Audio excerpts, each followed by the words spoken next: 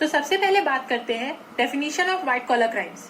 White collar crime is done by the people belonging to upper socio economic group during the course of their business और profession. जो white collar crimes होते हैं ये basically upper socio economic group के लोग करते हैं, यानी कि हाई स्टेटस के लोग, जैसे कि businessman. Since the white collar crimes are economic crimes, they cause a great financial loss to the society in comparison to other ordinary crimes।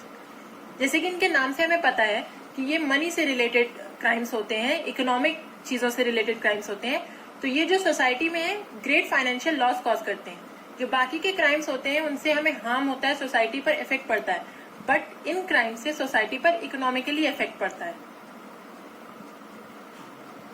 अब अगर हम बात करें प्रॉपर डेफिनेशन की, तो सदरलैंड के according white collar crime is an act committed by a person of respectability and high status in the course of his occupation। यानी कि जो white collar crimes होते हैं ये बेसिकली हाई स्टेटस के पीपल कमिट करते हैं जिनकी सोसाइटी में बहुत रिस्पेक्ट होती है, और वो ये अपने बिजनेस के दौरान या अपने प्रोफेशन या ऑक्यूपेशन के दौरान कमिट करते हैं। सदरलैंड ने बाद में इस डेफिनेशन को और मॉडिफाई किया और उन्होंने कहा a person of the upper socio economic class who violates the criminal law in the course of his occupation and professional activities। यानी कि एक ऐसा पर्सन जो अपर सोशियो इकोनॉमिक क्लास से बिलोंग करता है, अगर वो कोई क्रिमिनल लॉ वायलेट करता है अपने बिजनेस, ऑक्यूपेशन या प्रोफेशनल एक्टिविटीज के दौरान, तो उसे हम व्हाइट कॉलर क्राइम कहेंगे। प्रोफेसर सदरलैंड ने व्हाइट कॉलर क्राइम्स पर एक बुक भी लिखी थी जिसका नाम था व्हाइट कॉलर क्राइम। वो चाहते थे कि क्रिमिनोलॉजी में व्हाइट कॉलर क्राइम्स का स्कोप और एक्सटेंड किया जाए और इसे एक इम्पॉर्टेंट सब्जेक्ट बनाया जाए स्टडी का। उन्होंने इसी रिलेशन में अमेरिकन सोशियोलॉजिस्ट सोसाइटी को 1931 में एड्रेस भी किया था और अपने व्यूज प्रेजेंट किए थे व्हाइट कॉलर क्रिमिनलिटी के ऊपर। इसके बाद कई सारे क्रिमिनोलॉजिस्ट ने व्हाइट कॉलर क्राइम्स के ऊपर रिसर्च परफॉर्म करी, जिनमें से कुछ थे क्लेनार्ड, हार्टंग, लैंग, ऑबर्ट, ट्रैसी, क्वेनी, न्यूमैन और भी बहुत सारे। अब हम बात करते हैं types of white collar crimes. White collar crimes के क्या क्या टाइप्स होते हैं, तो इनमें से कुछ टाइप्स हैं food and drug adulteration, hoarding and black marketing of essential goods, tax evasion, illegal practice to earn black money, illegal and corrupt practice of public servants, political corruption, white collar crime in medical and legal profession. इन सभी topics पर हम आगे आने वाली video पर detail में discuss करेंगे। तो अभी के लिए बस हम इनके नेम्स जान लेते हैं कि कौन कौन से टाइप्स हैं व्हाइट कॉलर क्राइम्स के। इंडिया जैसी कंट्री में जहां लार्ज स्केल पॉवर्टी है, इलिटरेसी है, लोगों के बीच में इग्नोरेंस है, वो ज्यादा चीजों पे ध्यान नहीं देते हैं, तो ऐसे में व्हाइट कॉलर क्राइम्स बहुत फास्ट स्पीड से बढ़ते हैं। तो क्रिमिनल जस्टिस एडमिनिस्ट्रेशन के लिए बहुत ही डिफिकल्ट हो जाता है कि वो कैसे इन क्राइम्स को कंट्रोल में रखें। तो अब हम बात करते हैं कुछ ऐसे रेमेडियल मेजर्स के बारे में जो इन क्राइम्स को कम करने में हमें हेल्प करेंगे। तो सबसे पहला रेमेडियल मेजर है creating public awareness against these crimes through the medium of press platform and other audio visual aids.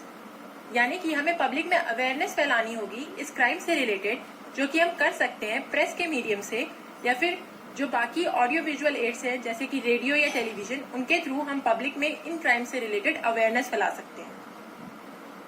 And intensive legal literacy programs may perhaps help in reducing the incidence of white collar criminality to a considerable extent। यानी कि intensive legal literacy programmes चलाने होंगे जो कि white collar crimes को reduce करने में काफी ज्यादा हेल्प कर सकते हैं। दूसरा रिमेडियल मेजर है special tribunal should be constituted with the power to award sentence of imprisonment up to 10 years for white collar criminals. यानी कि स्पेशल ट्रिब्यूनल्स ऑर्गेनाइज कर जाने चाहिए, कॉन्स्टिट्यूट करे जाने चाहिए, जिनके पास पावर हो कि जो व्हाइट कॉलर क्रिमिनल्स हैं उनको अप टू 10 years का इम्प्रिजनमेंट वो दे सके। तीसरा रेमेडियल मेजर है stringent regulatory laws and drastic punishment for white collar criminals may help in reducing these crimes. Even legislation with retrospective operations may be justified for this purpose.